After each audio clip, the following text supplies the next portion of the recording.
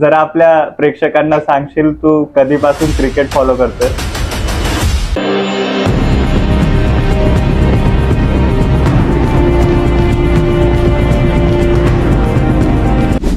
नमस्कार, मी केदार आपल्या सर्वांचं एमएच वाला या चॅनलवर हार्दिक स्वागत करत आहे. आजपासून आपण एमएच वाला या चॅनलवर एक नवीन कृती सादर करणार आहोत. आपण पॉडकास्ट करणार आहोत आणि आजचा आपला पॉडकास्टचा विषय आहे टीम इंडियाची जी वर्ल्ड कप साठी 15 प्लेयर्सची जी स्क्वॉड अनाऊन्स झाली आहे त्याच्याबद्दल. माझ्यासोबत आहेत माझे मित्र सार्थक. नमस्कार. जे की क्रिकेटचे एक भले मोठे वेडे फॅन आहेत. तर मग सार्थक, जरा आपल्या प्रेक्षकांना सांगशील तू कधीपासून क्रिकेट फॉलो करतोस? तसं टाइम सांगता येणार नाही. खूप पहिल्यापासून फॉलो करतो मी. जेव्हा टी बघायला शिकलो तेव्हापासूनच क्रिकेटचा फॅन आहे मी. खूप पहिल्यापासून, म्हणजे खूप पहिले आपण आपण सगळे एक्झाम सोडून पहिले क्रिकेट बघत होतो त्या टाईपचा. IPLचा तर खूप मोठा फॅन आहे. म्हणजे IPL जेव्हा 2008 पासून सुरू झालेले तेव्हापासून मी कोलकाताला सपोर्ट करतोय. कोलकाता? तू कोलकाता नाईट रायडर्सचा सपोर्टर आहे? हो. जेव्हा टीम लगातार 3 वर्ष हारत गेली, काय काय काय जेव्हा कोलकाता टीम 3 वर्ष क्रिकेट हारत गेली तेव्हापासूनचा फॅन आहे मी. खूप शिवा खालीला पहिले याच्यामध्ये 3 वर्ष आपण लगातार जेव्हा टीम काहीच परफॉर्मन्स करत नव्हती. ओके, म्हणजे तुला असं म्हणायचं की तू KKRचा डाय हार्ट फॅन आहेस असं म्हणू शकतोस. ओके, म्हणजे तुला KKR बद्दल बरंच काही माहिती असेल. त्याच्याबद्दल ऑलमोस्ट सगळं माहिती आहे. मग तुझा सगळ्यात आवडता प्लेअर कोणता आहे? सध्याच्या आंध्र रसेल आहे सध्याच्या टाइम मध्ये. नाही, पूर्ण जे 17 वर्षाचं IPL क्रिकेट झालं, KKR झालं. आंध्र रसेलच आहे तसं बोललं गेलं तर. पहिले बॉलरच्या हिशोबाने शोएब अख्तर आडत गेलता. त्यानंतर शोएब अख्तर बॅट्समन मध्ये पहिले बॅट्समॅन होता. खूप कमी जणांना माहिती आहे की क्रिस गेल पण आपल्या आताच्या KKRच्या टीम पैकी कोण इंडियाला रिप्रेझेंट करतंय वर्ल्ड कप मध्ये? आताच्या टीम मध्ये रिंकू सिंग स्क्वॉड मध्ये ठेवलेले आहे, पण ते पण ऑप्शन मध्ये. त्याच्यामुळे आता आमच्याकडे कोणीच नाही असा प्लेअर जो सध्याच्या स्क्वॉड मध्ये अवेलेबल आहे इंडियाकडून खेळायसाठी. अरे बापरे. रिंकू सिंग खूप मोठा दावेदार होता पण त्याला घेण्यात नाही आलं नाही. पॉडकास्टच्या पहिल्या 5 मिनिटं पण पूर्ण झाले नाहीत आणि रिंकू सिंगचं नाव आलंच. आजच्या घडीचा सर्वात ज्वलंत टॉपिक म्हणजे रिंकू सिंगच आहे ना? हो. सार्थक, काय सांगशील आपल्या प्रेक्षकांना? रिंकू सिंग का डिझर्व करतो टीम इंडियासाठी खेळणं, ते पण वर्ल्ड कप सारख्या मोठ्या स्टेजवर, जेव्हा की तुम्ही ऑलवेज एक्सपेक्ट करता की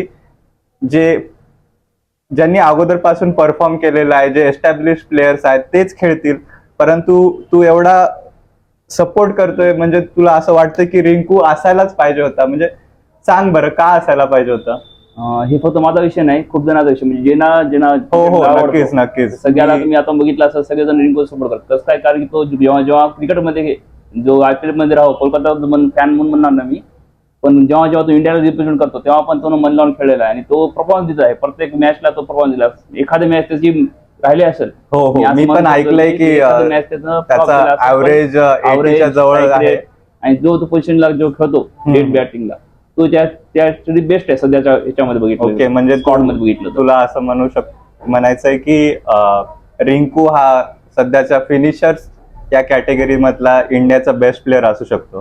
असू शकतो, नाही आहे सध्याच्या कंडिशन आपण जर बघतो तसं त्या टाईपचा फिनिशिंगच्या रोल मध्ये आपल्याकडे आता पण तेवढा. मग आपल्या टीम मध्ये आता फिनिशर म्हणून शिवम दुबेला घेतलेला आहे, ऑलराऊंडर म्हणून हार्दिक पांड्याला घेतलेला आहे, दुसरा ऑलराऊंडर, तिसरा ऑलराऊंडर म्हणून रवींद्र जडेजाला घेतलेला आहे, अक्षर पटेल आहे. तर यापैकी कोणी तुला असं वाटत नाही का हे आपल्या फिनिशरचा रोल कम्प्लीट करू शकतील वर्ल्ड कप साठी? ऍक्च्युअली बघा, तर फिनिशर बघा रिंकू सिंगच्या कंपॅरिझन मध्ये त्यांचं येत नाही. त्यांना फक्त घेतलेलं आहे ऑलराऊंडर, म्हणजे बॅटिंग आणि बॉलिंगच्या हिशोबाने घेतलेलं आहे. तुम्ही जर बघितलं हार्दिक पांड्याचं जे सिलेक्शन आहे ते फक्त एक बॉलर आणि ऑलराऊंडर पाहिजे होतं इंडियाला, त्याच्यामुळे घेतलं आहे. शुभम जे तुम्ही बोलता ते ॲज अ फिनिशर नाही. तुम्ही जर ती चेन्नईमध्ये त्यांची पोझिशन बघितली तर मिड ऑर्डरला तो बॅटिंगला करतो, 2 विकेटला तो येतो.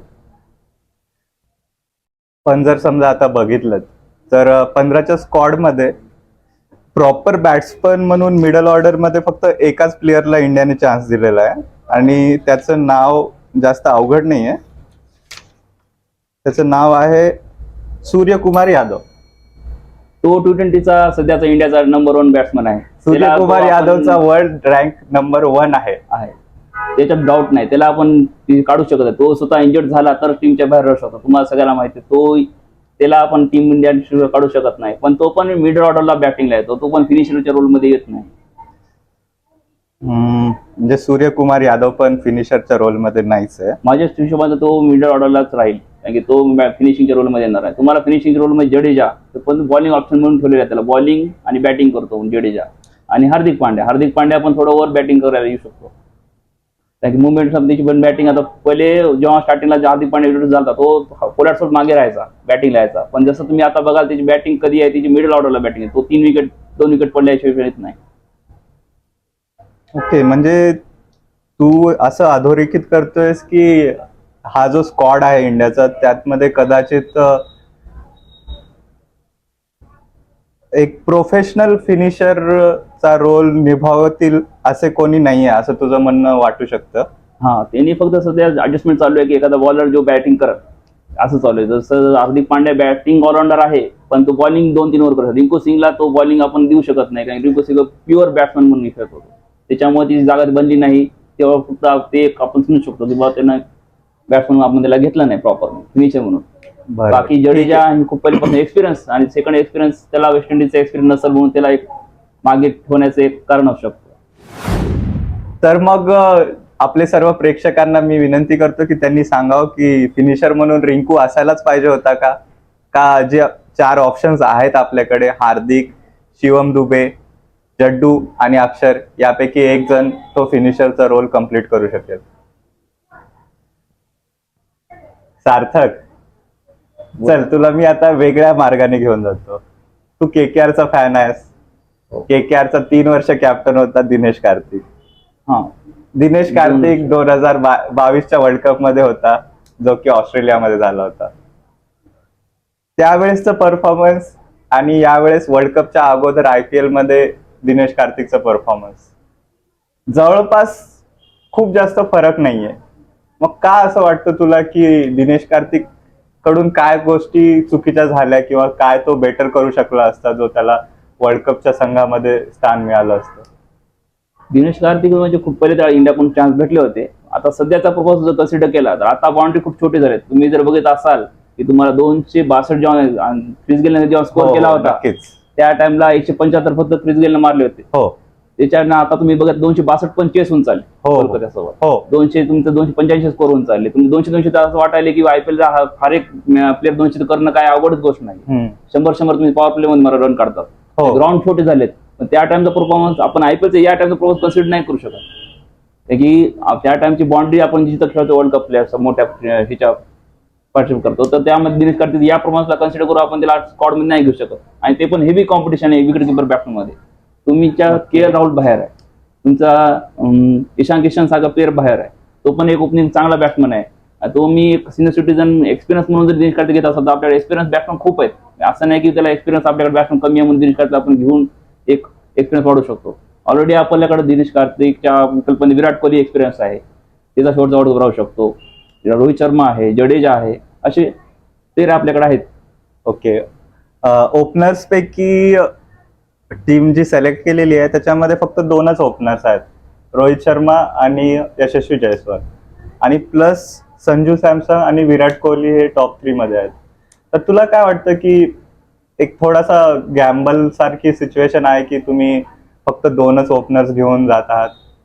नाही, याचा पॉईंट ऑफ व्ह्यू इंडियाचा क्लिअर आहे की त्यांना राईट आणि लेफ्ट ऑप्शन कॉम्बिनेशन मध्ये. नाही, मला असं म्हणायचंय की समजा देव ना करो की रोहित शर्मा आजारी पडला बा, आता जर बघितलं विराट कोहली 2 वर्ष झाले लगातार तो ओपनिंग करतो, 2-3 वर्ष झाले, ठीक आहे, RCB कडून त्याला ओपनिंगचा एक्सपिरियन्स आहे. तुम्ही त्याला 1 डाऊनला खेळतो, तो ओपनिंग करू शकतो रोहित शर्मा जागी. आणि संजू सॅमसन 1 डाऊनचा प्लेअर आहे, तो नेहमी 1 डाऊनला खेळतो, त्याला पण इन केस चान्स झाला पडला तर तो ओपनिंग करू शकतो. म्हणजे कुठेही खेळायच्या तयारीमध्ये संजू सॅमसन घेतलेला आहे, म्हणजे ओपनिंग पण करू शकतो. पण तो टॉप 11 मध्ये फक्त बॅकअप म्हणून त्याला ठेवलेला आहे की इंजर्ड कोणी झालं तरच विकल्प मध्ये राहील. म्हणजे तुझ्या मते रिषभ पंत डिरेक्टली प्लेइंग 11 मध्ये त्याला चान्स संधी मिळू शकते डायरेक्ट त्याला इंटरव्ह्यू, कारण तो खूप वर्षापासून खेळतो. सध्या इंजिन मागच्या 2 वर्षापासून रिषभ पंतने इंटरनॅशनल क्रिकेट खेळलं नाही, पण त्यानं IPL मध्ये आपला फिटनेस प्रूव्ह केलेला आहे. त्याचा प्लेअर आपण बाहेर ठेवू शकत नाही. पण ऋषभ पंत मला तर वाटतं की प्लेइंग मध्ये राहील 100%. लेफ्ट हँड ऑप्शन आणि त्याने चांगला तो पेसर हँडल करू शकतो. ओके, ठीक आहे. स्पिनर्स बद्दल बोलूया. जड्डू, अक्षर आणि कुलचा. जड्डू तर वर्ल्ड क्लास आहेच. त्यामध्ये तुम्हाला सांगतो की त्याच्यामध्ये आता पिचच्या कंडिशन राहील. अक्षर पटेल बॅकअप पण ठेवले जडेजाच्या, आणि कुलचा आणि कुलदीप मध्ये दोघांना कॉम्पिटिशन राहील. दोघांना एकत्र खेळवतील नाही खेळवतील नाही. जडेजा असल्यामुळे तुम्हाला एक स्पिनरला ड्रॉप करतील असं मला वाटते. त्याच्यामुळे चहलचा नंबर लागेल की कुलदीपचा हे सांगता येणार नाही. तुला वाटतंय रवी बिश्नोईची बस मिस झाली कदाचित? नाही, रवी बिश्नोईचा परफॉर्मन्स तेवढा बघितला 2-3 वर्षापासून तसा नाहीये. त्याच्यामुळे मला वाटत नाही की रवी बिश्नोईचा या डिझर्व करत होता सध्या. आणि चहल खूप दिवसापासून म्हणजे जगात 3 वर्ष तो नुकत्याच 200 विकेट्स कंप्लीट केल्यात त्याने IPL मध्ये. पेस बॅटरी बद्दल काय म्हणतो? पेस बॅटरी सध्या शमी मिसिंग आहे. शमी जेवढा आपण खूप मिस करतो त्यांना, तर तो एक्सपिरियन्स आपल्याकडे पाहिजे होता, पण सध्या नसल्यामुळे सगळ्यात दावेदार सगळं हर्षदीप, बुमराह आणि सिराज. फक्त मला तर वाटतं त्याच्यामध्ये सगळ्यात जास्त बुमराहवर जास्त प्रेशर राहील, कारण तो एक प्लेअर आहे. तो प्लेअर आपल्याला फिनिशिंग, डेथ बॉलिंगला सगळं सपोर्ट करू शकतो. अक्षर पटेल आपला हर्षदीप, मला लेफ्ट हँड सीमर एक पाहिजे होता. सीमर ते पण चांगला आहे, पण त्याच्यावर परफॉर्मन्स डिपेंड आहे की तो करू शकतो. नाही, फॉर्म त्याचा तसं बघितलं तसं तेवढा नाहीये सध्या. आणि सिराजला सिलेक्ट केलेलं आहे. सिराजला कोणत्या बेसिसवर सिलेक्ट केलेलं? फक्त एक्सपिरियन्स मला तर वाटते बहुत खूप दिवसापासून आपल्या डिझर्व करतो, म्हणजे खेळतोय खूप दिवसापासून इंडियन क्रिकेट, त्याच्यामध्ये डिझर्व करून दिलेला आहे. दुसरं त्याचा मला ते वाटत नाही परफॉर्मन्स त्याचा तेवढा T20 मध्ये राहिलेला आहे. एक वन डे मध्ये आपण त्यांना कन्सिडर करू शकतो चांगला परफॉर्मन्स देतो सिराज. तुम्ही T20 मध्ये ते स्टॅट कमी आहेत, वन डे मध्ये तो परफॉर्मन्स खूप चांगला आहे. हो, आरसीबी कडून त्याला तर धावा खात आहे तो. बाहेर काढण्यात आलं. मग म्हणतो त्या मागे पिचचा त्याचा काही प्रॉब्लेम नाही. तो स्वतः म्हणतो की आमचे बॅटिंग फ्रेंडली पिच करतोय आणि ग्राउंड छोटा आहे. बरं, ठीक आहे. तुझा जो आवडीचा रिंकू आहे त्याला टीम इंडियाने कम्प्लिटली डालवलंय असं नाहीये. रिझर्व्स मध्ये 4 प्लेयर्सची नावं आहेत. शुभमन गिल आहे, रिंकू सिंग आहे, आवेश आणि खलील आहे. आता रिंकू बद्दल तू बोलण्याऐवजी मी तुला विचारतो की आवेश आणि खलील हे दोघं खरंच म्हणजे टीम इंडियाला वर्ल्ड कप मध्ये रिप्रेझेंट करतात, डिझर्व करतात? आता आवेशचा परफॉर्मन्स म्हणजे तो मार खातो, विकेट घेतो मध्ये मध्ये, सांगता येणार नाही. खलील अहमद स्टार्टिंगला बॉलिंग चांगलं सीम न करतो. सध्या परफॉर्मन्स बघता तसं वाटत नाही, पण दोघं डिझर्व करणार नाही तेवढे. पण सध्या आपल्याकडे जे परफॉर्मन्सचे प्लेअर आहेत बॉलर्समध्ये, त्याच्यामध्ये त्यांना ठीकठाक आहे. समजा दुसरे तिच्यापेक्षा दीपक चहरचं परफॉर्मन्स नाहीये. ऑप्शन मध्ये प्लेअर आपल्याकडे बॉलर खूप कमी आहेत, त्याच्यामुळे ठीक आहे. आणि गिल गिल वन डेचा आपला वर्ल्ड कपचा ओपनर होता. नंतर त्याला फक्त मी सांगतो तुम्हाला, फक्त लेफ्ट अँड राईट कॉम्बिनेशन साठी त्याला गिलला बाहेर काढण्यात आलेलं आहे. बाकी गिल त्याच्यापेक्षा दुसरं एक ऋतुराज गायकवाड सगळ्यात मोठा ऑप्शन ते होता, पण त्याला पण डावण्यात आलेलं आहे. ऋतुराज सध्या ऑरेंज कॅप घालतोय. तो सुद्धा बदला घेतोय त्याचा इंडिया टीम नाही सिलेक्ट झाल्यामुळे. ओके, ठीक आहे. मग आता तुला ओव्हरऑल काय सांगायचंय? हे जे 15चा स्क्वॉड आहे तो नेहमी जसं आपण म्हणतो की ही टीम इंडिया तर बेस्टच आहे, तर तुला काय म्हणायचंय की ही टीम इंडिया बेस्ट आहे का? आणि US मधून कप घरी घेऊन येणार आहेत का ते? त्याच्याबद्दल एवढं सांगतो की 70-30 वाटते. काय 30% तुम्हाला सांगितलं, जसं काही काही मिसिंग आहे. जसं की फिनिशर, प्रॉपर फिनिशर आपला पाहिजे होता, फिनिशर नाही. खूप बॅकअप ऑलराऊंडर मध्ये आपण जास्त कन्फ्युजिंग झालेलो आहोत. एक असं प्रॉपर बॅट्समन आपल्याला डेटला नाहीये. आणि बॉलर्स मध्ये आपल्याकडे शमी नसल्यामुळे वाटत नाही तसं होऊ शकते, पण टीम चांगली आहे. एका प्लेअर बद्दल बोलायचं राहून गेलं, दुबे. शिवम दुबे त्यानं ऑलराऊंडर म्हणून आपण कन्सिडर करू शकत नाही, की त्याला स्पीड तेवढी नाही त्याची, त्याच्यामुळे त्याला आज ऑलराऊंडर नाही. त्याने बॅटिंग चांगला करतो, तो प्युअर स्ट्रोक आहे, प्युअर मिड ऑर्डरला चांगला बॅटिंग करते त्यानं, आणि कन्सिस्टंटली आजची चांगली बॅटिंग केली आहे त्यानं आतापर्यंत CSK कडून. पण समाज माध्यमांमध्ये तर दुबेला हार्दिक पांड्याच्या ऐवजी सिलेक्ट करावं असं सगळ्याच म्हणत तेच आहे, पण त्याच्याकडे मेन प्रॉब्लेम आहे की त्याचा तो स्पीड आहे, बॉलिंग कन्सिडर काय. तुम्ही CSK ची फॉलो करत असाल, तुम्ही CSK कडून त्यानं काल एक ओव्हर टाकली, 14 रन दिले, 1 विकेट घेतली. बरं ठीक आहे, आपण मान्य करू, पण 200च्या स्कोरचं पण ग्राउंड होतं, तो 160च्या स्कोरचं ग्राउंड होतं. तुम्ही तिच्या पण मार खातो म्हणल्या T20 सारख्या वर्ल्ड कप मध्ये आपण त्याला कसं ट्राय करू शकतो बॉलर म्हणून? फिल्डिंग बद्दल काय वाटतं तुला? ही टीम बेस्ट 11 आहे फिल्डिंग साठी? कारण की हार्दिक पांड्याचा इंजर्ड आहे, तो डायरेक्ट काय मारू शकतो. पण ह्याच्यामध्ये आपला अक्षर पटेल एक चांगला प्लेअर आहे. जडेजा बेस्ट आतापर्यंतचा प्लेअर आपला भेटला, ते एक चांगला करतो. बाकी विराट कोहली, रोहित शर्मा सेफ हँड, म्हणजे चांगले प्लेअर आहेत आपल्याकडे या फिल्डिंगचे. ओके, ठीक आहे. धन्यवाद सार्थक. धन्यवाद. जर तुम्ही आतापर्यंत व्हिडिओ बघताय म्हणजे नक्कीच तुम्हाला व्हिडिओ आवडला असेल. जर हा व्हिडिओ आवडला असेल तर नक्कीच एक लाईक करा, चॅनलला सबस्क्राईब करा. आमच्या चॅनलवर एमएच वालावर अशा बऱ्याच प्रकारचे पॉडकास्ट येत राहतील. तुमचा प्रेम असंच चालू ठेवत राहा, वाढवून द्या. सगळ्यांना, तुमच्या मित्रांना हा व्हिडिओ शेअर करा आणि त्यांनाही सांगा. धन्यवाद.